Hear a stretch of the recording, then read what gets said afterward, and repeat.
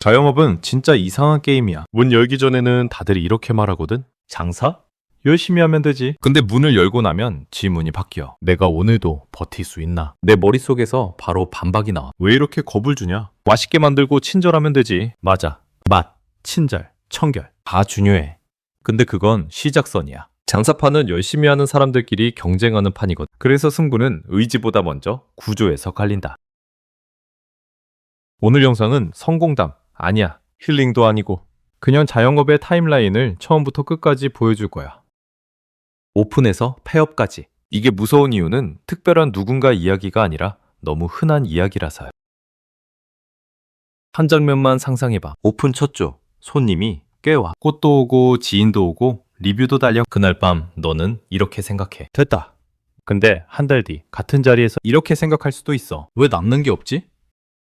내 머릿속이 또 말해. 매출이 나오는데 왜 안 남아? 네가 관리를 못해서 그렇지. 좋아. 그럼 오늘은 감정 말고 숫자로 보자. 자영업은 매출로 착시를 만들고 고정비로 진실을 보여주거든. 연합뉴스 그래픽에 따르면 2023년 외식업체 폐업률이 21.52%라는 수치가 나왔어. 5곳 중 한 곳 이상이 문을 닫았다는 얘기지. 여기서 내 머릿속이 또 반박해. 외식업만 그렇잖아. 근데 카페, 분식, 치킨, 미용 업종이 달라도 공통으로 망가지는 지점이 있어. 현금 흐름, 리뷰, 인건비, 플랫폼, 그리고 정산. 오늘은 이 질문 하나로 시작할게. 당신이 장사를 못해서 힘든 걸까? 아니면 구조가 원래 어렵게 설계되어 있는 걸까?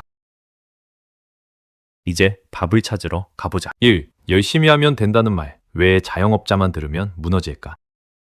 자영업 얘기하면 꼭 나오는 말이 있어. 장사는 열심히 하면 돼. 나도 그 말이 틀렸다고만 하진 않을게. 근데 너무 늦게 나오는 조언이야. 장사판에서 열심히는 기본값이거든. 진짜 질문은 이거야. 열심히 하다가 어느 순간부터는 더 열심히 할수록 더 가난해지는 구간이 있느냐?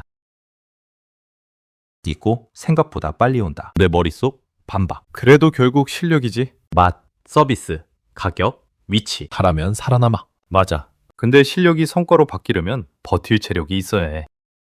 장사의 체력은 근성이 아니라 현금 흐름이야. 현금이 끊기면 실력은 존재해도 실행이 멈춰. 재료도, 사람도, 시간도 못 써. 그때부터는 실력 싸움이 아니라 날짜 싸움이 된다. 그래서 오늘은 이렇게 정리하고 출발할게. 자영업은 노력의 게임이기도 하지만 구조의 게임이기도 하다. 그리고 구조는 오픈날이 아니라 오픈 전에 거의 결정된다. 2. 오픈 전 회수 기간이 아니라 숨 쉴 기간을 계산해야 한다. 가게 준비할 때 제일 위험한 문장이 있어. 이거 몇 달이면 뽑지? 내 머릿속 반박. 그럼 투자 회수 계산도 하지 말라고. 아니, 하라는 얘기야. 다만 회수 기간보다 먼저 봐야 할 게 있어.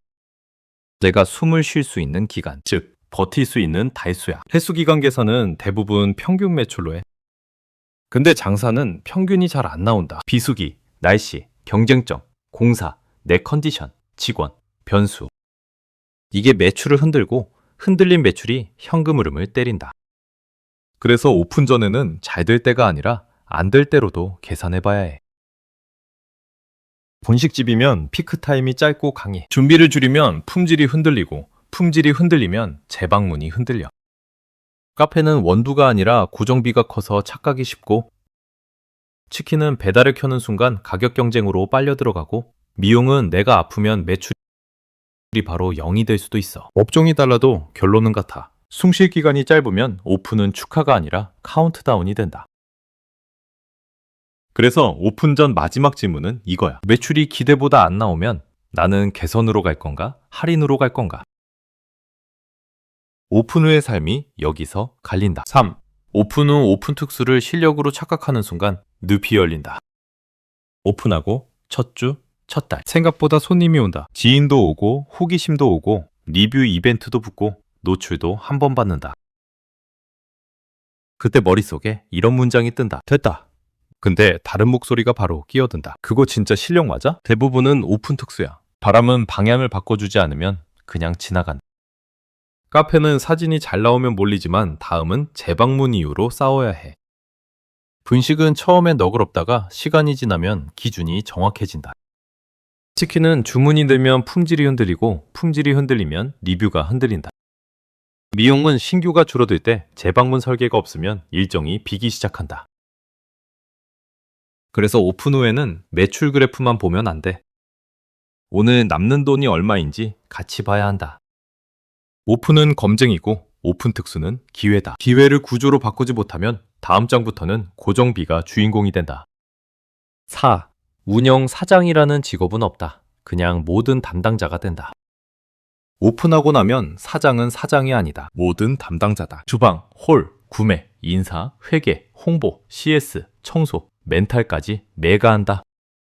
내 머릿속 반박. 초반만 그렇지 안정되면 시스템 잡히잖아. 맞아. 근데 시스템은 시간이 아니라 여유가 있어야 잡혀. 여유는 돈과 인력에서 나오고 그건 결국 구조에서 온다. 카페는 주문 속도에서, 분식은 피크타임 연쇄 실수에서, 치킨은 온도와 품질에서, 미용은 예약 지연의 연쇄에서 터진다. 여기서 중요한 건 열심히가 아니라 반복 가능한 하루다. 메뉴를 줄이든 봉선을 줄이든 정책을 줄이든 내가 통제하면서 줄여야 한다. 통제하지 않으면 시장이 내 가게를 줄인다. 5. 고정비. 매출이 아니라 날짜가 가게를 압박한다. 고정비는 매달 같은 날에 와서 무섭다. 월세, 대출, 인건비, 보험, 세금. 장사는 들쑥날쑥인데 고정비는 흔들리지 않거든. 그래서 자영업은 어느 순간부터 달력이 납부일로 보인다. 이익이 생각보다 얇다는 뜻이. 내 머릿속 반박. 평균은 의미 없지. 난 더 잘할 수 있잖아. 그럴 수 있어. 하지만 이 숫자가 말해주는 건 하나야. 이익이 얇으면 고정비가 조금만 올라가도 남는 게 삭제될 수 있다는 것. 그래서 평균 매출이 아니라 나쁜 달 매출로도 버틸 수 있어야 사업이 된다. 6. 플랫폼과 배달 매출을 사는 비용이 이익을 먹는 방식. 배달은 유혹이다. 손님이 안 오면 배달로 돌리면 되지. 내 머릿속 반박. 확장이지. 맞아. 확장일 수도 있고 빨대일 수도 있어. 플랫폼을 켜는 순간 노출과 주문을 사야 하고 그 비용이 이익을 갉아먹는다. 정책 브리핑에 올라온 중소벤처기업부 보도자료에는 이용 중인 배달앱 중 매출 1순위 앱의 중개수수료가 평균 8.2%로 조사됐다는 내용이 있다.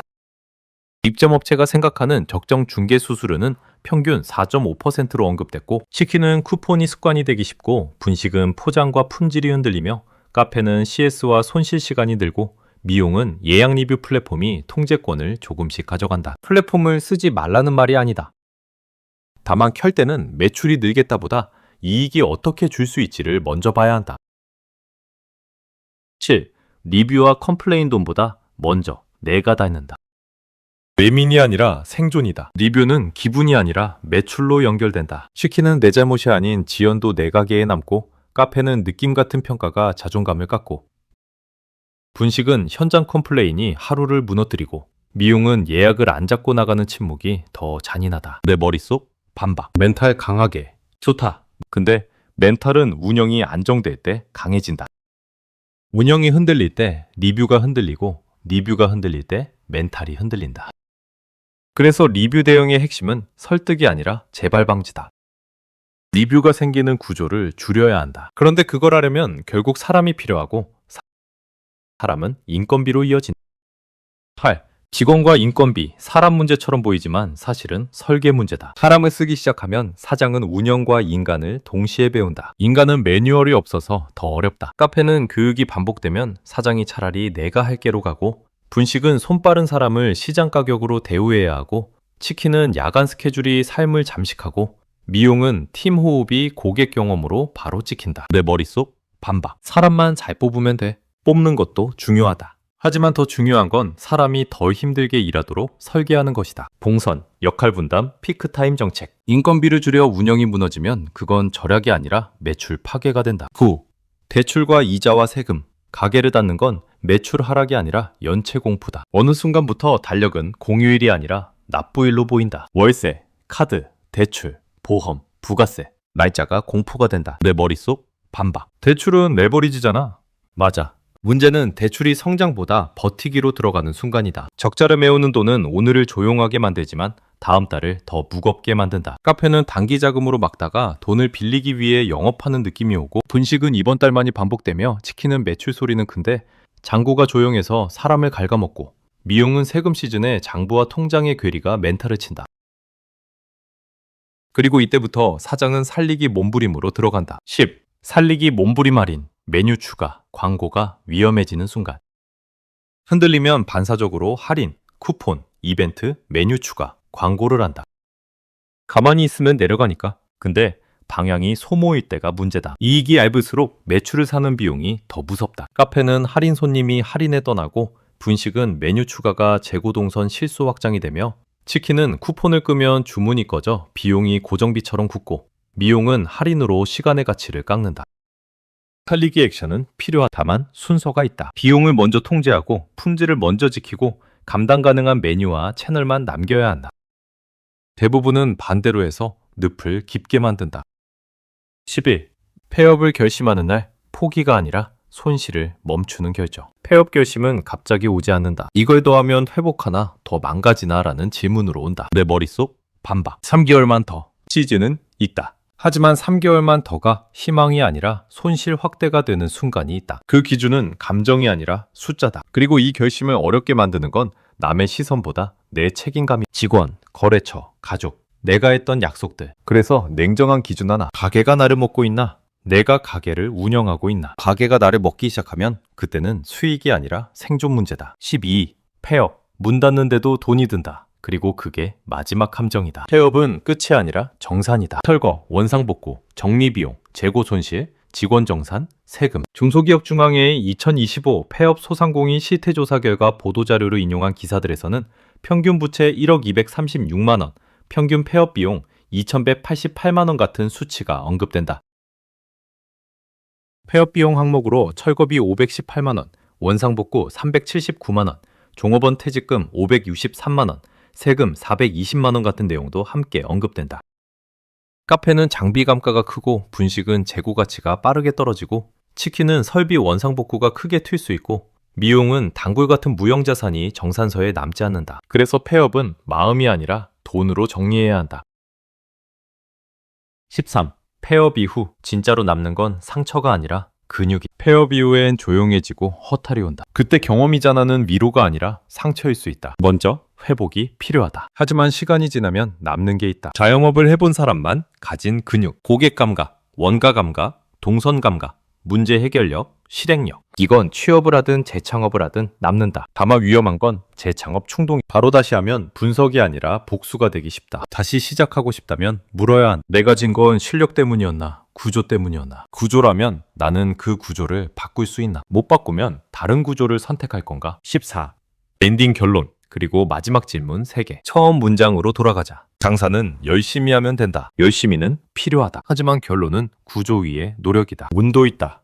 하지만 운이 흔드는 폭을 줄이는 게 구조고 구조를 만드는 게 계산이다. 폐업은 실패일 수도 있지만 손실을 멈추는 결정일 수도 있다. 끝까지 버티는 게 미덕처럼 보일 때가 있지만 어떤 사람에게는 정리가 더 용기다. 살아야 하니까. 마지막으로 질문 3개만 남길게. 첫 번째, 내 가게는 매출이 아니라 현금이 남고 있나? 두 번째, 내가 통제할 수 없는 고정비가 너무 많진 않나? 세 번째, 내가 버티는 이유는 회복 가능성 때문인가? 두려움 때문인가? 버티는 것과 망가지는 건 다르다. 버티기는 삶을 지키는 거고 망가짐은 삶을 잃는 거다. 당신이 못나서가 아니라 구조가 원래 어렵다. 그래서 이 게임은 의지가 아니라 설계로 해야 한다. 그리고 설계가 안 되면 멈추는 것도 설계.